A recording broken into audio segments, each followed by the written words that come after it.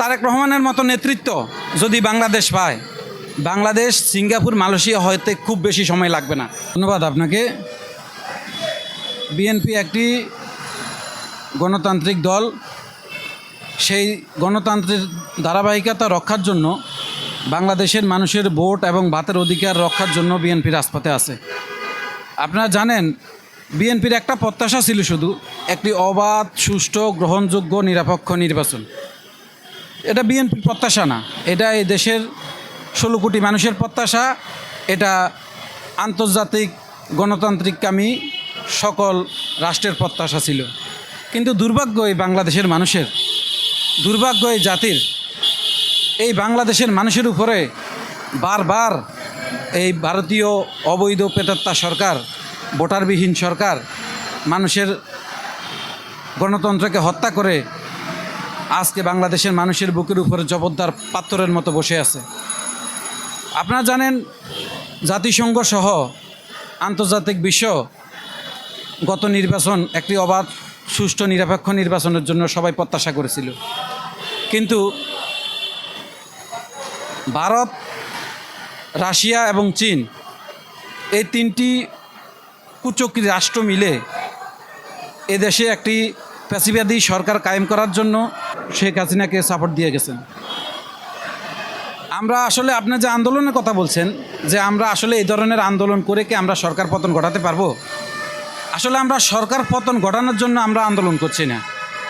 আমরা বাংলাদেশের যে মানুষের যে মালিকানা, বাংলাদেশের মানুষ যে তাদের ভোটাধিকার হারিয়ে ফেলেছে, বাংলাদেশের স্বাধীনতা যে সার্বভৌমত্ব যে আজকে হুমকির মুখে, বিএনপি বাংলাদেশের মানুষের স্বাধীনতা, সার্বভৌমত্ব এবং ভোটাধিকার রক্ষার আন্দোলন করছে। এই আন্দোলন করতে গিয়ে আমাদেরকে যদি আগামী আরও 20, 50, 100 বছরও রাজপথে থাকতে হয়, আমরা রাজপথে থাকব এবং আন্দোলন করে এই সরকারের কাছ থেকে দাবি আদায় করব। অনেকে প্রশ্ন করে আমাদেরকে যে আপনাদের এই ধরনের আন্দোলন দিয়ে কি আপনারা সরকারকে বাধ্য করতে পারবেন?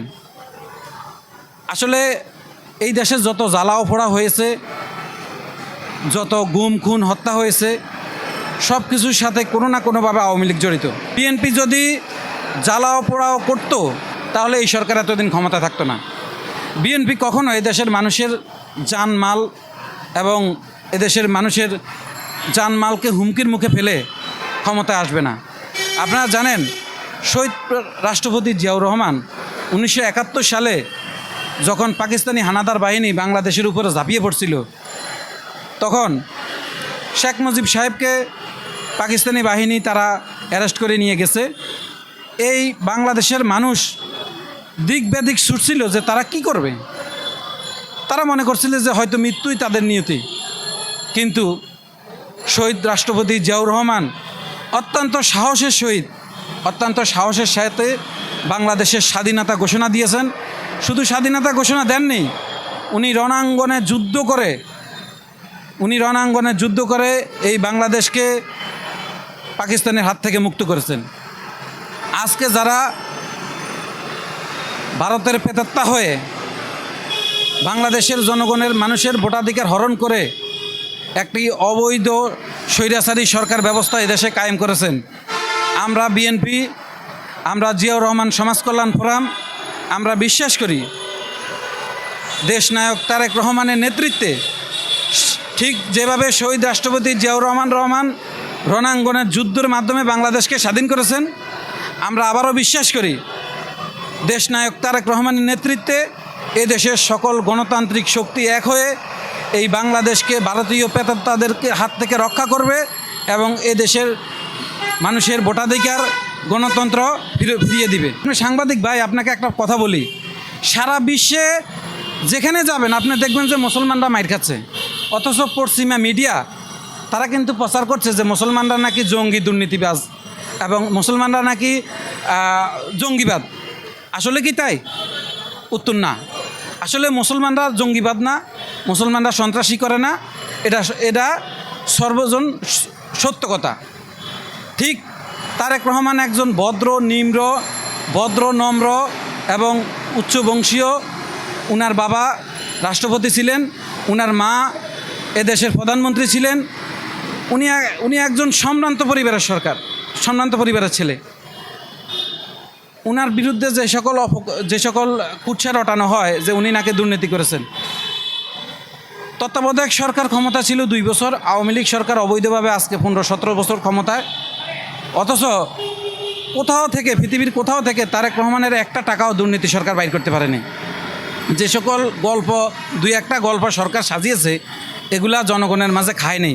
তারেক রহমানের মতো নেতৃত্ব যদি বাংলাদেশ পায়, বাংলাদেশ সিঙ্গাপুর মালয়েশিয়া হইতে খুব বেশি সময় লাগবে না। আমরা বিশ্বাস করি এই নিপীড়িত জনগণকে এই ফ্যাসিবাদী সরকারের হাত থেকে তারেক রহমানের নেতৃত্বে একটি গণতান্ত্রিক রাষ্ট্র প্রতিষ্ঠিত হবে এবং এদেশে যখন তারেক রহমান সরকার প্রতিষ্ঠা করতে পারবেন, উনি যখন আমাদের মাঝে প্রধানমন্ত্রী হয়ে দেশ শাসন করতে পারেন, আমরা বিশ্বাস করি জিয়াউর রহমান সাহেব যেরকম বাংলাদেশকে একটি সমৃদ্ধ উন্নত রাষ্ট্র হিসেবে প্রতিষ্ঠিত করেছেন, আমরা বিশ্বাস করি তারেক রহমান সাহেবও এই বাংলাদেশকে একটি উন্নত গণতান্ত্রিক রাষ্ট্র হিসেবে প্রতিষ্ঠিত করতে পারবেন। সুতরাং যারা তারেক রহমান সাহেবের বিরুদ্ধে তথ্য সন্ত্রাস করছেন, তারেক রহমান সাহেবের বিরুদ্ধে যা আওয়ামী লীগ প্রচার করে এটাকে বলে তথ্য সন্ত্রাস। ঠিক মুসলমানদের বিরুদ্ধে যেরকম প্রচার করে যে মুসলমানরা জঙ্গিবাদ, আসলে যেরকম ওটা একটা তথ্য সন্ত্রাস, তারেক রহমানের বিরুদ্ধে যা প্রচার করে এটাও একটা তথ্য সন্ত্রাস। আপনি প্রশ্ন করেছিলেন যে আসলে কি আপনারা এই ধরনের আন্দোলনের মাধ্যমে আপনাদের দাবি আদায় করতে পারবেন?